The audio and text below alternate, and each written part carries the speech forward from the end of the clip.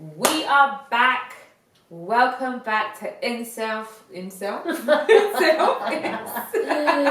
InSense, you know, these introductions. Right, sorry. Let me do it again. We are back. Welcome back to InSense. Yes. Our introductions are getting better. The more we do it, the more it marinates. Oh my god. It is literally getting better because at the beginning it's like, hi. Hi. I'm CJ. This is Sasha. Welcome to InSense. But yeah, I'm Sasha and we've got CJ back here.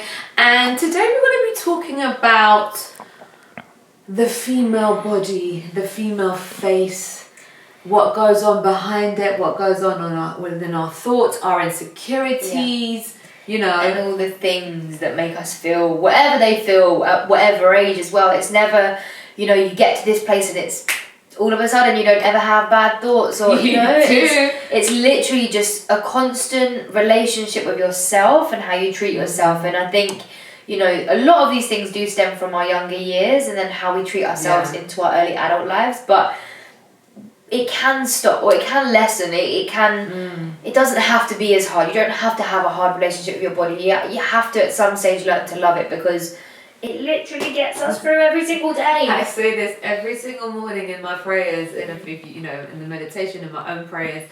Like, our bodies literally show up for us every single day. Despite what happens, they show up, you know. It shows up for you every single day. Despite what it goes through, despite what you put it through, it's always there for you. So we have to celebrate it as well. We have to appreciate and celebrate. And we've all taken on such like emotional and physical traumas, and I don't mean in the sense of, because I know some people may not have experienced that kind of really weighted or deep trauma, but you know, whether that's an injury, whether that's anxiety, whether that's surgery. Like, we literally are treating our bodies like with a lot of negative thoughts as the years go on by just things that, you know, attached to us when we was younger, whether that was being called fat or being called, you know, silly little things. And it's so common for people to say things in jest or to people to have like, I don't know, like, for me that was something that ran in my family.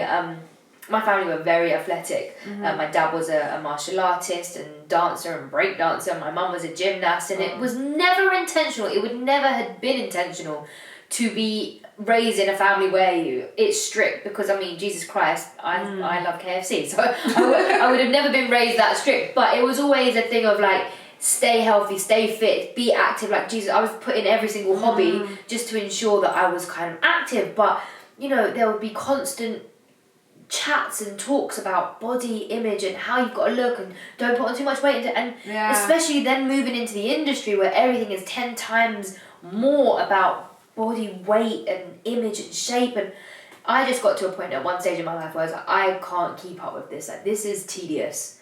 I think this happens like, if you think about it, because, you know, it's there's a lot of pressure today, especially with social media, with all the influencers, with all the you know, you can change your body with an injection. You can change your face. You can change your body with a filter. But, you know, like, it's so much easier than, let's say, 20, 30 years ago.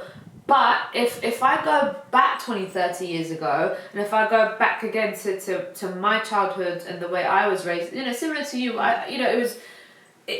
my mum wasn't a bodybuilder or anything like that, but within our family, you know, if you eat, like, in my culture, they're feeders. They want to feed you. In our culture, you want to get fed, but at the same time, it's like, eat, but don't get fat. Yeah, it would be like, oh, you put on a bit of weight.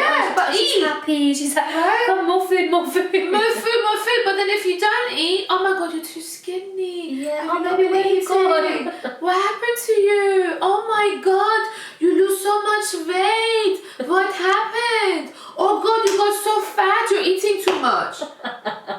Literally, you cannot win. So you can't win. So it's, oh God, this is literally my family to see. Like, and it's all with love, right? And I think, again, when you realise, I remember having a conversation with my dad, and he's happy for me to share this because I genuinely love him for the fact that he's never brought it up since. But he used to just, you know, innocently make comments about my body, and it was just, it was said in jest. It was if you do know my dad, he's like the funniest. banter man, like everyone like loves him. But you know, when you're living with that every day and like certain comments, you, especially like me, time of the month, or if you're feeling sensitive, or if you're just growing up and feeling insecure about yourself anyway, to have that come from someone who you kind of, you know, look up to as your father, male figure. I said to him one time, you're gonna need to stop that.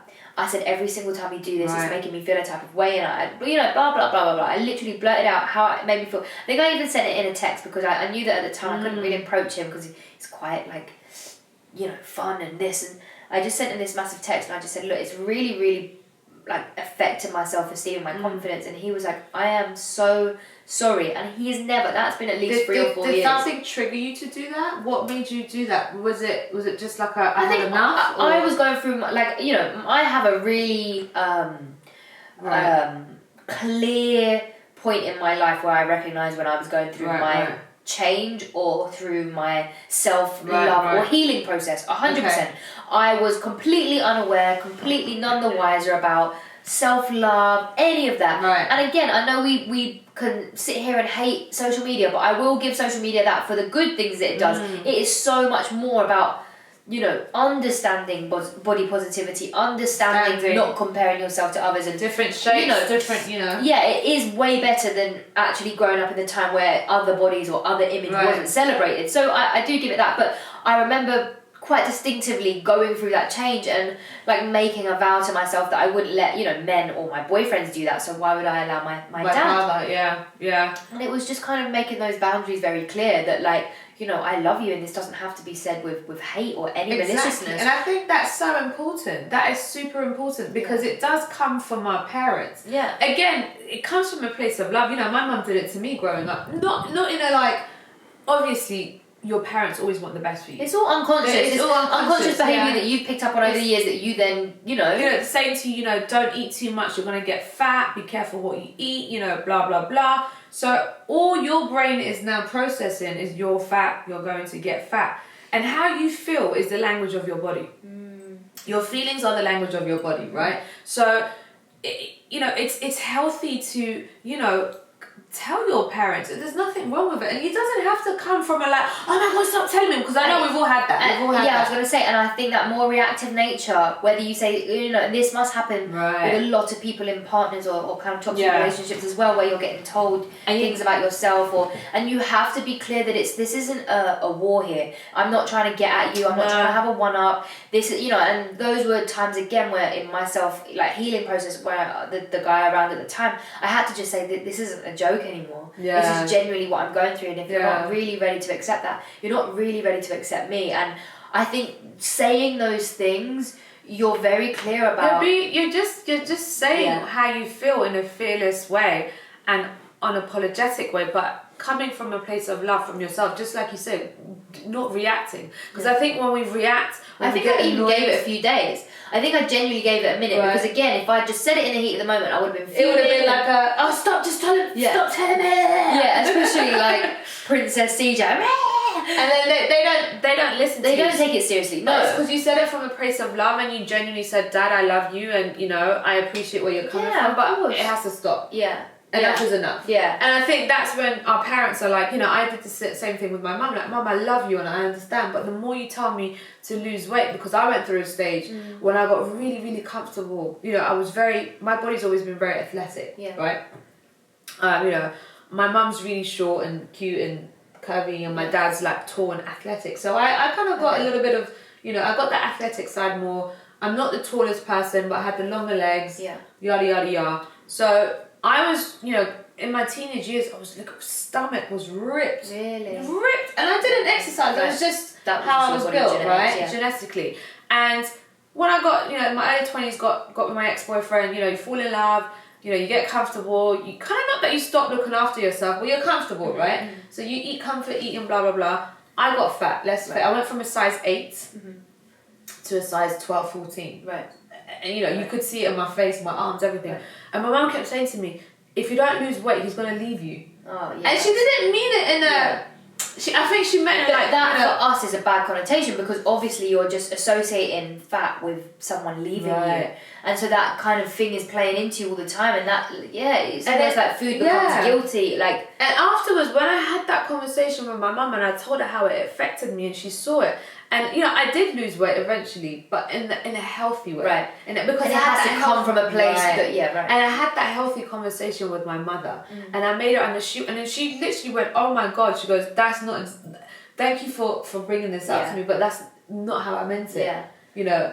I just know what you're capable of, and I didn't want to see my daughter letting go of herself." Right. I said, "Mom, that's all you had to say." Yeah. Like, and there's so many different perspectives and so many different opinions on so many different things, and no one's right or wrong. But I think always it should be really said from a place of understanding as well. If you are going to suggest to someone that anyone, whoever that is, someone should change, or it's like, that's why me and you don't even enforce the kind of mindset on everyone, because not everyone's ready to take that on. Like, I've had partners or even people that I've dated where I'm like, I don't think you're ready for what I'm on, and that's actually okay.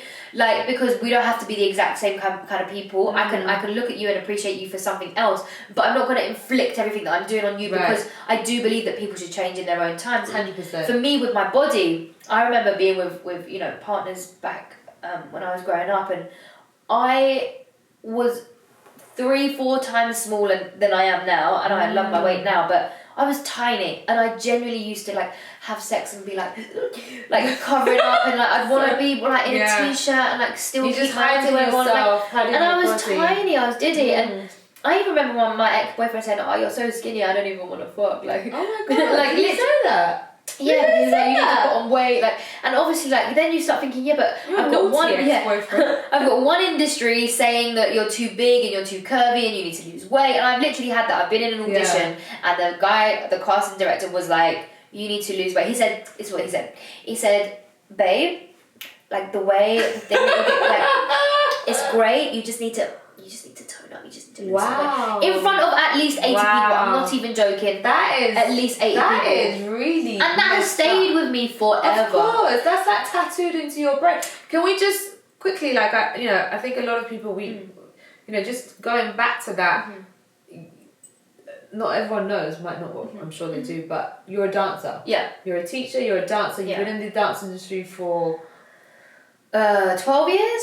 12 years I've been in the industry, and we all know that the beauty industry is all about image.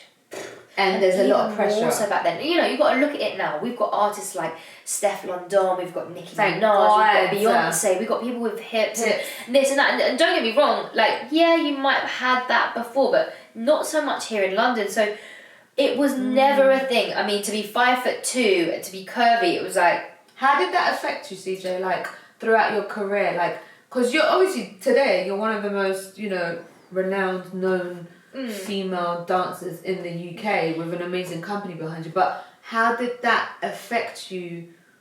Majorly. Then it gave me such a complex.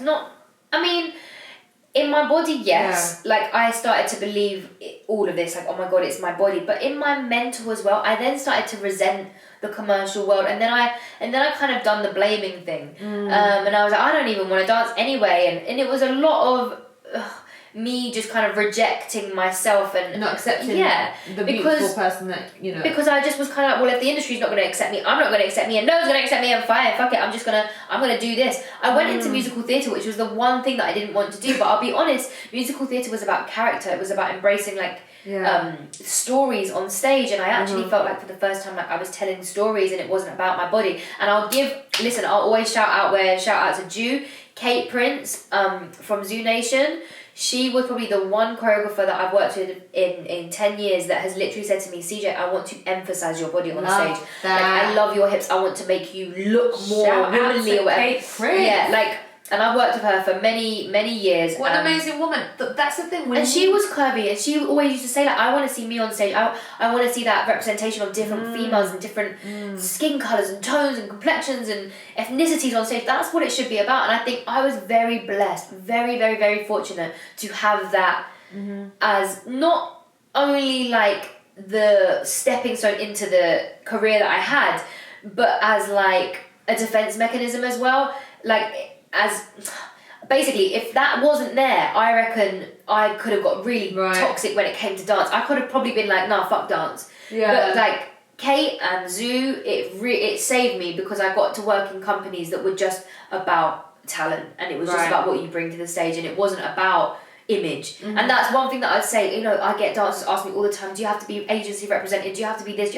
No, I'm 28 with 12 years experience. I'm still not represented by an agent. Not because I have, but because I choose not to be. I still have never had a six-pack on stage. I remember agents used to say to me, oh, you put up for a job and it's a body top. I'm not doing it. I used to feel sick. Not ever could I have my body shown on stage. Wow. Now, still the case, a little bit.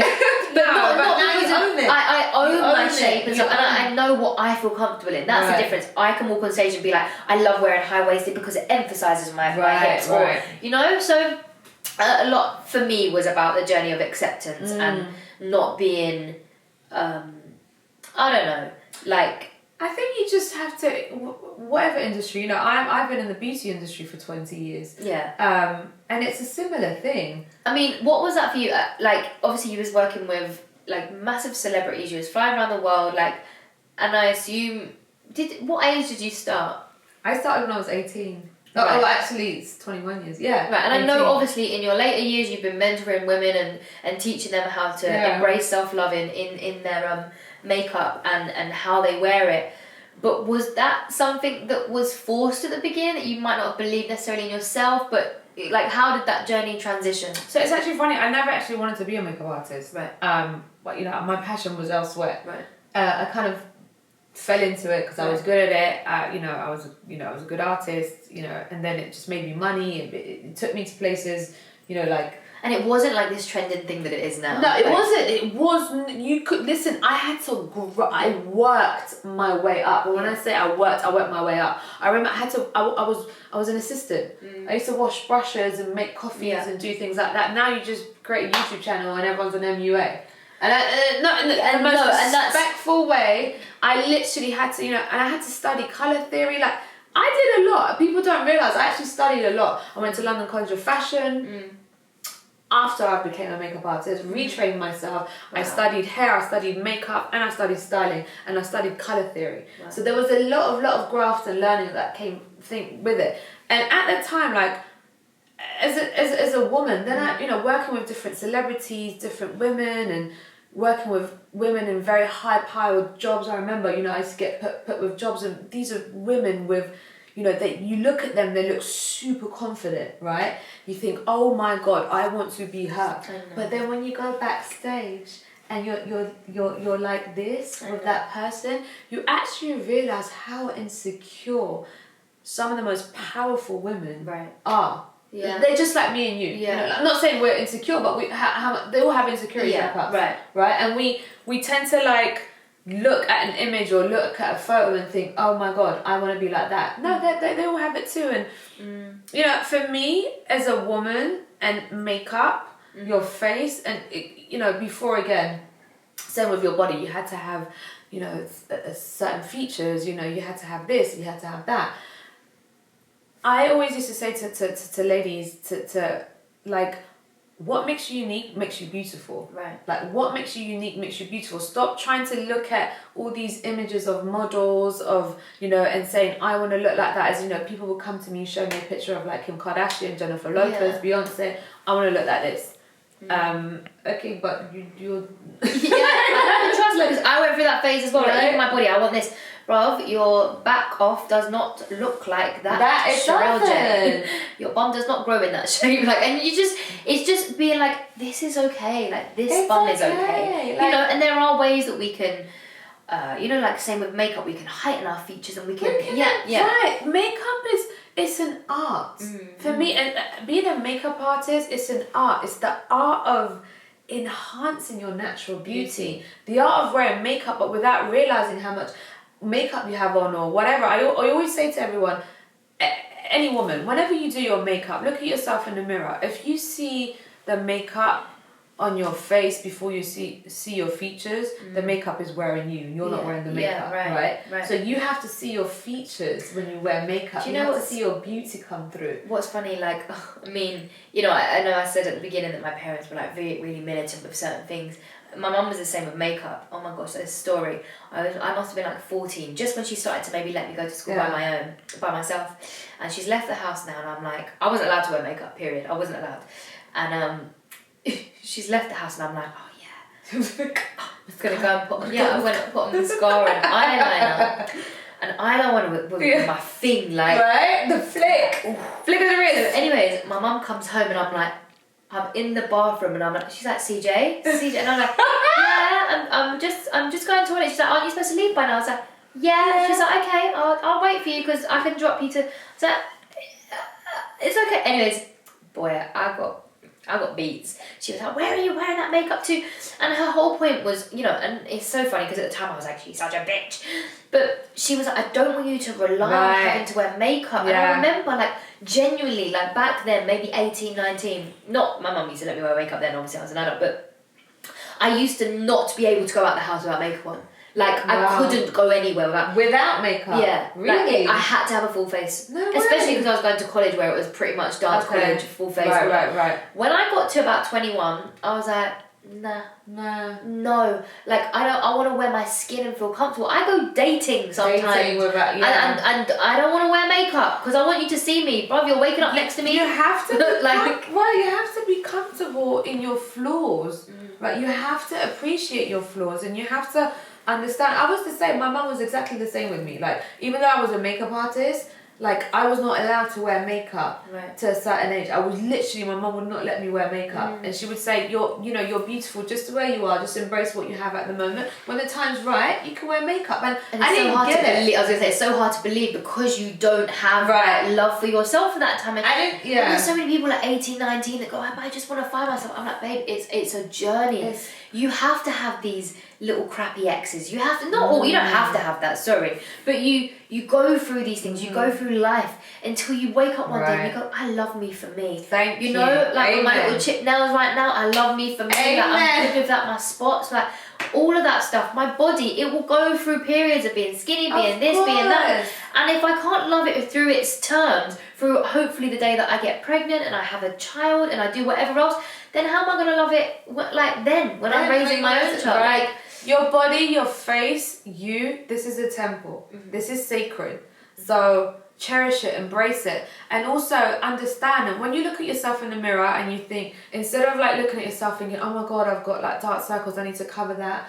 You know, change the language. Change the language of how you view yourself. So instead of thinking, oh my God, I need to put makeup on because I need to cover this and I need to cover that, say to yourself, I want to, not I need to. I want to put makeup on because I want to highlight my beautiful eyes. You know, I want to highlight my cheekbones. I want to bring out my lips. Change the language. And if there's something about yourself that you don't like, you know, there was, you know, as a woman, trust me, I've gone in front of the mirror and done that and like gone like that, done the whole thing, you know, trying to like do the whole facelift thing. So, you know, because you do it. But I've learned the older I've got and the more comfortable in my own body, my face that I've become, I've realised that what I didn't like about myself is what gives me character. Yeah, it's me. It's what makes me look different. I'm actually looking at all these like Instagram filtered look, whatever. I'm so happy I look the way I do. Yeah. Right? Because I know I look like Sasha. I look like me. I look unique. I look different. I stand out. Yeah, right. And you know what works for you. Right. And that takes a while as well. Sometimes you're going to adapt your appearance, adapt your style. I still find, I think me and you was both saying the other day, like, I wish we had a stylist. Like, just because like, there are certain things that you love. And like, for me, like, clothes has never been something that I care about. And again, that was down to appearance. Like, I just didn't care for what everyone was wearing at the time. It was like, well, I am a curvier girl. I want to wear the clothes that make me look good. So I can't follow fashion. These high-waisted, like, flare trousers. Bro, I look 5 foot smaller than I already do. So, like, it isn't about following these trends. It's about understanding making your own trend. Yeah, right. Create your own trend. Like, growth as a woman, as a whoever you are, watching this at 19, 25, 30, 40. You're going to keep growing, you're going to keep evolving. And also you're going to go through so much shit in your life that's going to make you love and crave different things and experiences. And so you should. You should be different in 10 years. Don't be... You're not going to be... The changes I've gone through, the changes, the insecurities, the securities, the confidence, it comes with time. Yeah. It comes with acceptance. It comes with appreciating yourself, appreciating who you are, and knowing who you are. Yeah. And that is a journey that we're going to... How old am I? 39, right? I'm 39 years old, and wow, it's not, I'm still getting to know my body. I'm still getting to know who I am, and I think I will do till the end. Yeah. Hopefully. So literally, I would just say, wherever you are in your life, just try and find something that works for you, and not to say that just because you watch this video you're going to wake up tomorrow and be like, I love myself. But it is a journey, and don't think that this is it forever. There will be that time, that day, that enough thing that happens in your life that goes, you know what, I am good enough, I am whole, I don't need makeup or material items to make me feel whole. I am good. I'm me. I'm Cedar. I'm Sasha, and that's enough. So I am worthy. Yeah, I am worthy. I'm enough. So before we go as well, I'm gonna ask everyone, just quickly, when you wake up tomorrow morning after you watch this video, pick 3 things that you love, that you love about yourself. Really study yourself. Pick 3 things that you love about yourself, and pick 3 affirmations. I know we're going back to affirmation. It sounds cheesy, but honestly. I am in love with my hair, I am in love with my eyes, I am in love with my tits, whatever whatever it is, use those affirmations and pick those things and work with that. That's daily. Don't just do it tomorrow and then forget about it the next day and then be on the gram looking at something. Concentrate on you and what you bring to the table, because that table is full, honey. It's full. And you are beautiful. Yes, you, baby.